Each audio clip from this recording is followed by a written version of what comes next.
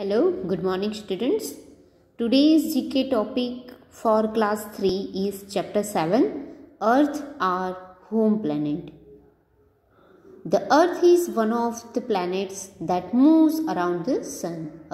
Moves around the sun. It was formed about 460 crore years ago, probably from a cloud of gas and dust. Okay, it can form about 460 crore years ago and probably from the clouds of gas and dust. What makes our Earth so special is that it is the only known planet in our solar system that supports life. What contained is that there in the Earth, the planet, that we can live comfortably in the Earth, on the planet like Earth. So that is contained water, air and atmosphere. That why we can live comfortably on the Earth. It has three contained: air, water and atmosphere, and land also. That's why we can live comfortably in the Earth. Water, air and land. These three contains in the Earth. That's why we can comfortably live on the Earth. Now name the following. First one. Have you seen the globe of Earth? तो आपने globe देखा होगा अर्थ का, उसके हिसाब से आपको यहाँ पे क्वेश्चन आंसर्स करना है. The imaginary line going around the middle of the earth is called. जो मैप, जो ग्लोब होता है ना अर्थ का पूरा, उसमें बीच में एक लाइन होती है, मिडल ऑफ इमेजिनरी लाइन, मतलब इमेज की हुई लाइन, ऐसे कि पूरा जैसे कि ये ग्लोब है. ओके, तो इसमें जो बीच में एक इमेजिनरी लाइन है, इट इज कॉल्ड, यहाँ पे आपको आंसर लिखना है फाइंड आउट करके, equator. So this is the answer. Equator is the imaginary line going around the middle of the earth. Second one, earth shape is, earth का shape कैसा है. आपने ग्लोब देखा, यहाँ तो मैंने रफ वर्क करके ड्रॉ किया है. Have you seen the globe? Yes, आपने ग्लोब देखा होगा अर्थ का, तो उसका शेप कैसा है? स्फीयर, मतलब गोल तो है बट कैसा गोल है? स्फीयर, राउंड गोल है, मतलब स्फीयर यहाँ पे आंसर आएगा, sphere. Third one, the mass of air that surrounding the earth. जो एयर का पूरा मास है ना, मतलब बना हुआ एरिया, एयर से मतलब हवा से, उसे क्या कहते हैं? जो पूरे अर्थ के सराउंडिंग है. द मास ऑफ एयर मतलब हवा से घिरा हुआ एक रूप, जिसे क्या कहते हैं? It's atmosphere. Atmosphere is the mass of air, जिसमें बहुत सारी हवाएं होती हैं, हवा से बना हुआ एक पार्ट जिसे हम एटमोसफियर कहते हैं. The imaginary line through the poles and centre, जो सेंटर्स में भी जाती है, और पोल मतलब ध्रुव होते हैं ना, यहाँ पे साउथ नॉर्थ होता है, साउथर्न पोल होता है, वैसे वो पोल में से निकलती है, मतलब ध्रुव जिसे हम कहते हैं, और सेंटर में से भी पास होती है. It's called, so answer is axis. Axis is the imaginary line through the pole मतलब उत्तर दक्षिण ध्रुव होते हैं, उसमें से पास आउट होते हैं. Then earth movement around the sun. जो अर्थ है ना हमारी, वो सन के, ये अर्थ है और यहाँ पे सन है, तो ये पूरी घूमती रहती है सन के आजू बाजू. ओके, मूवमेंट करती रहती है अराउंड द सन. इसे क्या कहते हैं? ई. The answer is revolution. Revolution का मतलब होता है परिभ्रमण करना, मतलब घूमना. तो रिवोल्यूशन मतलब परिभ्रमण. तो पृथ्वी जो सूर्य के आसपास घूमती है उसे रिवोल्यूशन कहते हैं. Earth's movement on it axis. Axis का मतलब होता है धरी, अपनी ही कक्षा में घूमना. मतलब ये पृथ्वी है और उसकी एक कक्षा है, तो वो अपनी ही कक्षा में राउंड राउंड घूमती रहती है. सूर्य के आसपास मतलब सन के आसपास तो वो घूमती है, बट अपनी ही कक्षा में भी वो घूमती है. मतलब उनका, आपने ग्लोब देखा होगा, वो कैसा होता है? थोड़ा टेढ़ा होता है, मतलब उसकी जो यहाँ पे मुख्य कक्षा होती है, धरी होती है, उसके ऊपर भी वो घूमती है, तो उसे क्या कहते हैं? It's called rotation.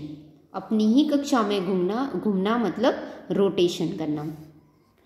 There is a life on earth because of it has water and warmth, उसके पास वाटर भी है और वार्मनेस भी है, that's why there is a life on the अर्थ।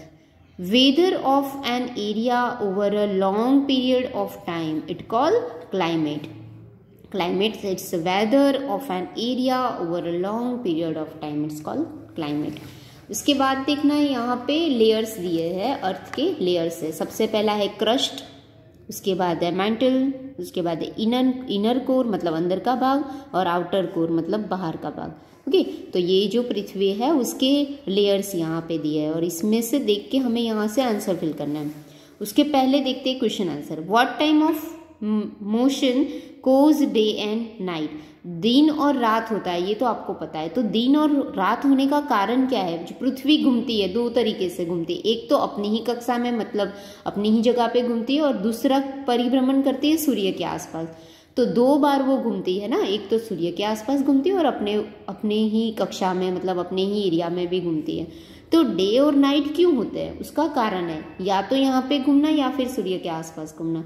तो कौन सा डे और नाइट तो तुरंत ही हो जाता है, दिन होता है या फिर और फिर तुरंत ही रात हो जाती है। मतलब उसको अगर वो सूर्य के आसपास घूमने जाएगी तो बहुत ही टाइम लगेगा।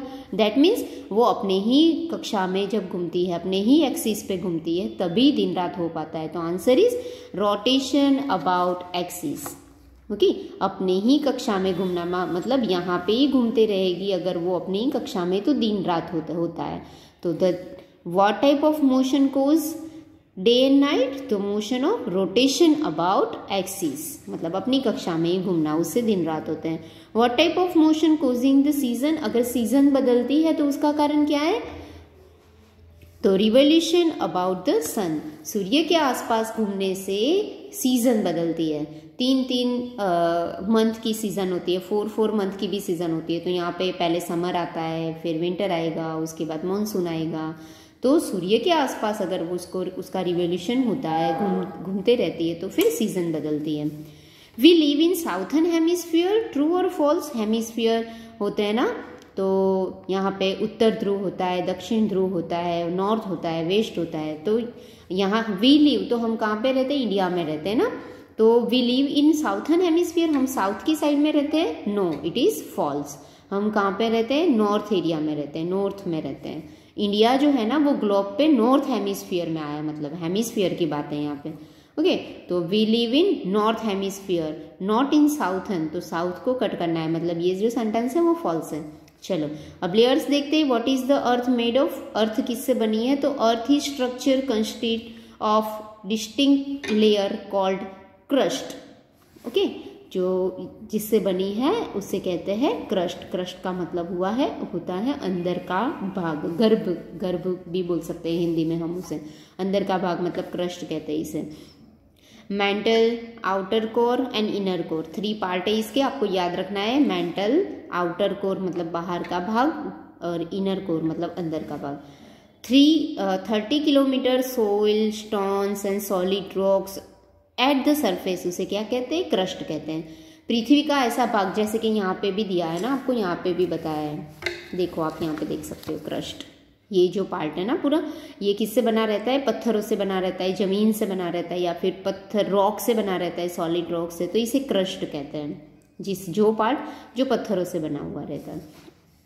Second one, depth 2900 kilometre boiling rocks, अगर उसके अंदर चले जाए 2090 किलोमीटर पृथ्वी के अंदर चले जाए तो हमें कौन सा पार्ट मिलेगा? मेंटल पार्ट मिलेगा। Okay, third one, depth about 2000 kilometre molten metal. Molten metal का मतलब, मोल्टेन मतलब क्या होता है ना? पिघल जाना, मोल्टेन मेटल। तो ये जो होता है ना वो आउटर कोर में होता है, बाहर के भाग में।